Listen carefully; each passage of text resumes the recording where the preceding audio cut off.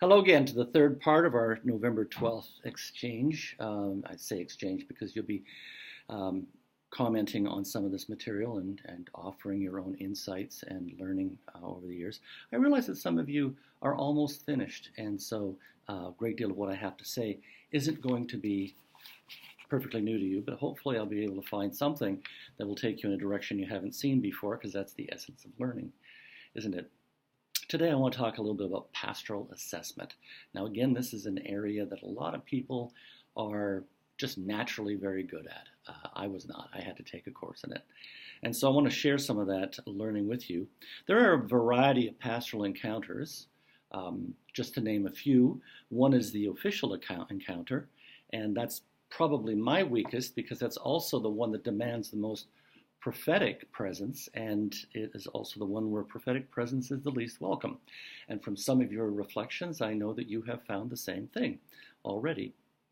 And this is when you go to meetings and people don't want to hear what you need to say, whether it's because it's a matter of policy of the United Church of Canada or it's something that you personally can't feel you can do. For instance, I was once blindsided at a worship meeting by a couple of people, longtime members. The one had actually been key in bringing me to the church, who showed up out of nowhere, having not attended a meeting in 2 years, with the demand that we go to using disposable glasses in communion.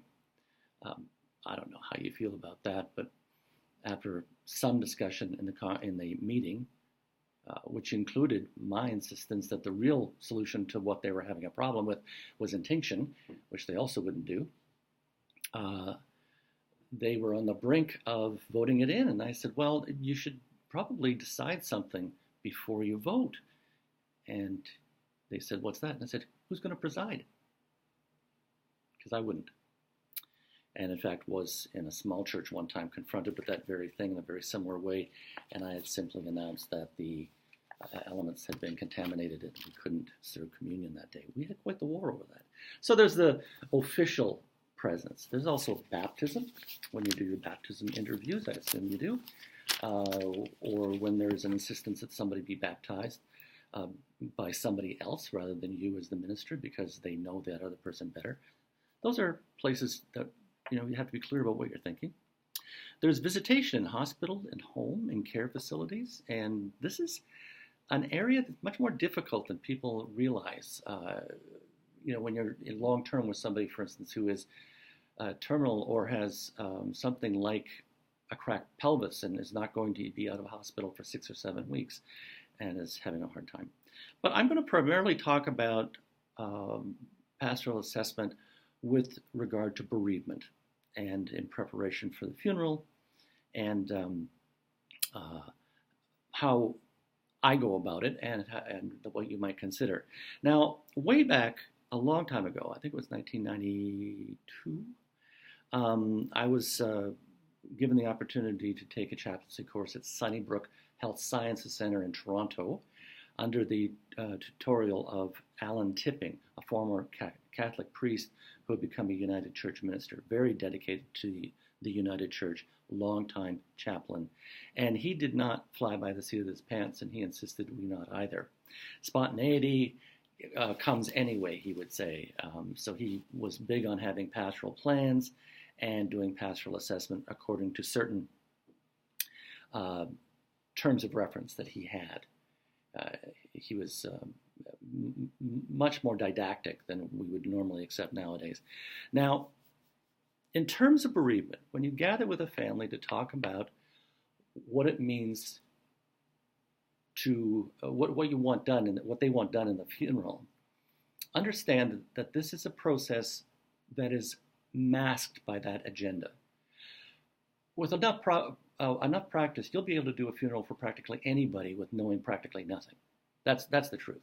Although it is good to know more. And also, you're going to find yourself doing many funerals for people who you don't know at all. You can only learn about them through the other people. But that's besides the point.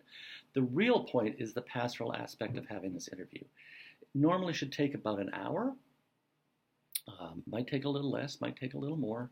I've had one last 4 hours. That was a full day. But it can only be done once. If the hospital chaplain, for instance, steps in front of you and does it before you get there, you will get something else from the family than truth and honesty and hope and true grief. They will have practiced how to mask themselves. Or if another minister steps in front of you, like if they call another minister to come to the house before you get there, that you can only do this once, and you only have one crack at it. So it's very intense, and it's very purposeful. It also can be quite simple. So I'm just going to give you this little saying that Tipping taught us, and he said, start with people seek comfort from kind friends. Okay, that's all you have to memorize. People seek comfort from kind friends. And those are basically the 6 categories of a person's life. People, P for people, that's exactly that. Who are they married to? How long? Were they married before? Does that person still part of your life? You know, the brothers and sisters, special friends. Are there people in the surviving spouse's family that need to be mentioned? And the excuse for this is basically goes into prayers, but this is part of putting a person's life together. Children, children's spouses, grandchildren, great-grandchildren, all those things. Yes, you can get it from the obituary, but having the family recount the people in a person's life is part of the pastoral movement, part of that viatorum we were talking about. Okay. The next word is seek, and seek starts with an S, and S is for space. Where were they born? Where did they move? Where did they work? What did they like to do best? Where did they like to do it? You know, and that can include everything from loving euchre to working in the garden to really enjoying their job as a school superintendent. It just goes on and on. These spaces are very important. What kinds of space did he share with you? The deceased share with you. Those are important remembrances for the family. Comfort. Comfort starts with the C. C stands for condition. What were the deceased's lifetime health issues? What kinds of condition were they in? When did they start to decline? If it was decline and not a sudden death.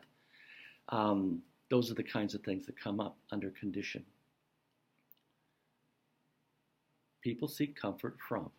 From starts with F. F stands for faith. What's the person's faith history? Did they even have one? Perhaps they did. Did they ever talk about their faith? Probably not, but ask anyway. Under faith, did they have favorite scriptures, favorite hymns, favorite songs? All those kinds of things. People seek comfort from kind. Kind starts with K. K stands for knowledge. Isn't English wonderful? Knowledge. What was the person good at? And this might also engender some conversations about what she or he wasn't good at. She was a wonderful mother, but wasn't a very good cook. That may come up. Those are kinds of things that can add some of the necessary remembrances that allow people to laugh at a time when tears are prevalent. It might also bring up uncomfortable bits too. Not everybody loves their parent. Not every widow loves the deceased. You know, there may have been serious problems that come up, and those are part of the pastoral concern. Maybe not part of the funeral service, but part of the pastoral concern. People seek comfort from kind friends. Friend starts with F. F stands for future. This is the eschatological category of the interview. What kinds of things did the person look forward to but would never be able to do again? What did she miss doing that she could never do again? What did she want to do? What was she planning to do? What were his hopes? It's the category of hope. So I'm going to ask you to take a look at that and plan to use that in your next pastoral. It also works really well for a pastoral visit. Again, you can only do it once. You can try it again, and it doesn't hurt anybody. But you know, that's something that you can apply to a pastoral visit if you're doing them, or to the next funeral interview that you do. And I'd like to hear how your experience goes there. Now, there's other factors to watch for. You can look at, for instance, the decor in a home. What's hanging on the walls, for instance? Is it art or are there remembrances? I remember doing a wonderful interview with a family of a woman everybody knew as Aunt Kay. And she had the most mismatched paintings on her walls I think I've ever seen. But it worked. It worked. And I realized that the theme was color. It was about color and how they matched them up. I also missed saying that while you're doing this, very often, very, very often, you will find that as you're talking or as they are talking, you're going to have a biblical image come to mind. And that will be your theme for the sermon if it's a funeral. Also, if you're talking to a faithful person and that biblical theme comes up, they'll probably enjoy hearing about that. So look at the decor. Are they art? Is there paintings? Or are there photos? Or is there a combination of both? Is it mostly about memory? Or is it about expression? Or is it both? And why? Look for special information. What one thing would each of you like to say about this person? Not one word, one thing. If you could only say one thing. And you might ask, what made you grind your teeth about this person? Again, doesn't necessarily go into the sermon, but it can be a very helpful theological reflection for them. And again, you're going to come up with this. After that, then you can go into planning the funeral service itself, which isn't always that difficult. People don't sing anymore. They just might want hymns played, the prayers, all those things. Who's going to give a remembrance, if anybody? Those are the sort of things that come up. And we can talk about that more on Bright Space. This has run a little bit long. I apologize. Please give this a try.